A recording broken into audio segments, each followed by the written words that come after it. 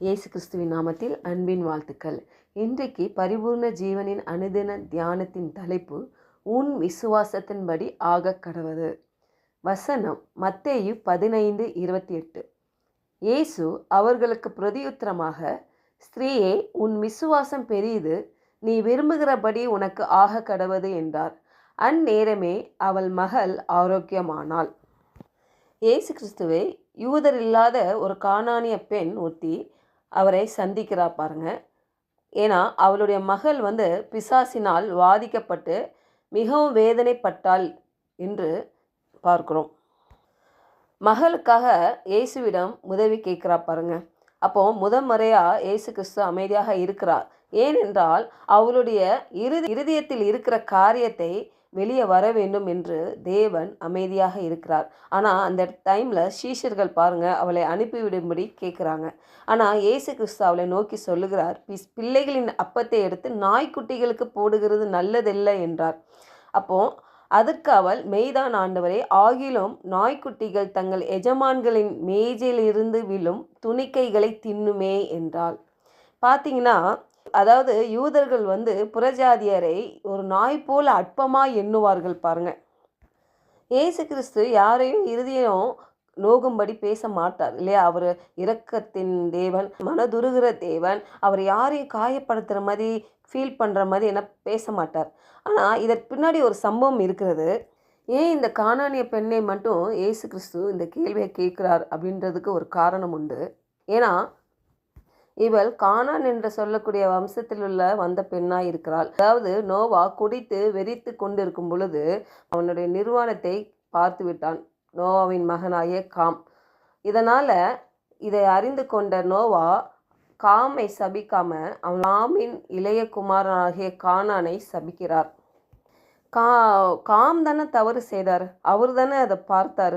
ஆனால் ஏன் அவர் காமோட மகனை சபிக்கிறார் என்று பார்க்கும் பொழுது ஆதியாகமும் 9:1 பின்பு தேவன் நோவாவையும் அவன் குமாரரையும் ஆசீர்வதித்து, நீங்கள் பலுகி பெருகி பூமியை நிரப்புங்கள்.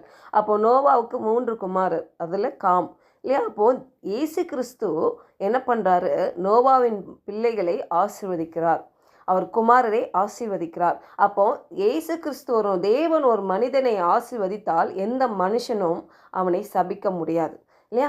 அதை அறிந்து கொண்ட நோவா தன் மகனாகிய காமின் மகனை கானானை சபிக்கிறார். தேவன் இயேசு கிறிஸ்து மூலமாய் நம்மை ஆசீர்வதித்தார், நம்ம சாபத்தை நீக்கினார், பாவத்தை போக்கினார் பாருங்க. அதை நம்ம அந்த வெளிப்பாடு நம்மளுக்கு உணரும் பொழுது, அந்த வெளிப்பாடு வரும் பொழுது கண்டிப்பாக அதிலிருந்து விடுதலை நாம் பெற்றுக்கொள்வோம். காமின் சந்ததி ஆகிய கானான்லேருந்து வருகிற சந்ததி தான் இந்த கானானிய பெண். இந்த பெண் பாருங்க, அவளோட பேர் குறிப்பிடவில்லை, ஆனால் அவள் அதன் வழியே தான் வருகிறாள். ஏன்னா சந்ததியிலிருந்து அந்த சாபம் வருது பாருங்க.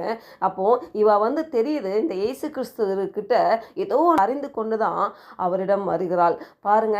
இன்றைக்கு நாம் கூட இந்த வேதத்தில் சொல்லப்பட்ட வார்த்தைகளை நாம் அறிந்து நாம் அதை விசுவாசத்தோட, இவ பூரா பரவாயில்ல, மேஜையில் இருக்கிற துணிக்கையில் கூட நாய்க்குட்டி சாப்பிடுமேன்னு சொல்லி தன்னை தாழ்த்துகிறாள். அற்பமாய் இருந்தாலும் தன்னை தாழ்த்துகிறான், தேவனிடம் தன்னை தாழ்த்துகிறாள். அவளுக்கு தெரியுது, இவர் மட்டும்தான் நம்மளை ஆசீர்வதிக்க முடியும், இவர் மட்டும்தான் நம்மை விடுதலை ஆக்க முடியும், சாபத்திலிருந்து நம்மளை ஒரு விடுதலை ஆக்க முடியும், தன்னுடைய மகள்கிட்ட இருக்கிற அந்த பிரச்சனையை நீக்க முடியும் என்று அறிந்து கொண்டு எவ்வளோ தாழ்த்த முடியும் தன்னை தாழ்த்தி அவள் இருதயத்தை திறக்கிறாள் பாருங்கள். அப்போ பாருங்க, அப்பமாகிய இயேசு கிறிஸ்துவிடம் அற்புதத்தையும் ஆசீர்வாதத்தையும் பெற விசுவாசத்தோடு வருகிறாள். அதே மாதிரி தேவன் சொல்லுகிறாரு, உன்னை இவ்வளோ தூரம் தாழ்த்தி நீ சொல்லுகிறதுனால இப்படிப்பட்ட ஒரு விசுவாசம் பெருசு, நீ விரும்புகிறபடி உனக்கு ஆக கடவுது என்று சொல்லுகிறார். அந்த நேரமே அவனுடைய மகளுக்கு ஒரு சுகம் கிடைக்கிறது பாருங்க. இந்த வேளையில் தேவன் நமக்கு வாக்குரைக்கிறார், உன் விசுவாசத்தின்படி ஆக கடவுது.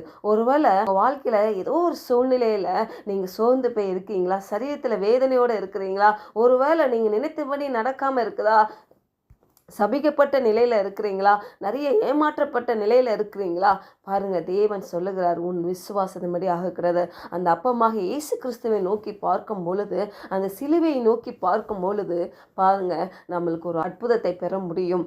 நம்ம தேவன் ஜீவனுள்ள தேவனாய் இருக்கிறாரு. அவர் நம்மை கைவிட மாட்டார். அவர் நம்மை விட்டு விலகவும் மாட்டார். நம்ம எந்த சூழ்நிலை நம்ம இருக்கிறோமோ, ஒருவேளை எதை எதிர்பார்த்து கொண்டு இருக்கிறோமோ அதை நிறைவேற்றுவதற்கு அவர் வல்லவராய் இருக்கிறார். நம்ம அந்த சூழ்நிலை பிசாசு கொண்டு வருகிற பொய்களையும் அவனுடைய திட்டங்களையும் நம்ம அக்செப்ட் பண்ணாம, அதை ஏற்றுக்கொள்ளாம, அதை கண்டித்து, அதை அப்புறப்படுத்தி, அதை நிராகரித்து தேவன் நமக்கு வைத்திருக்கிற அந்த ஆசீர்வாதத்தை, தேவன் நமக்கு வைத்திருக்கிற தெய்வீக சுகத்தை, தேவன் நம்ம மேல் வைத்திருக்கிற திட்டத்தை கண்டிப்பாக நிறைவேற்றி அவருடைய நாமத்தை மகிமைப்படுத்தும்படி நம்மளை அழைத்திருக்கிறார். அவருடைய திட்டம் நம்ம வாழ்க்கையில் நிறைவேறணும். அவருடைய நினைவுகள், அவருடைய வழிகள் நம்மை குறித்து என்ன இருக்குதோ அது நிறைவேறணும் சொல்லி நம்ம விசுவாசித்து ஜெபிக்கும் பொழுது கண்டிப்பாக நாம் பெற்றுக்கொள்வோம். ஜெபிப்போம்.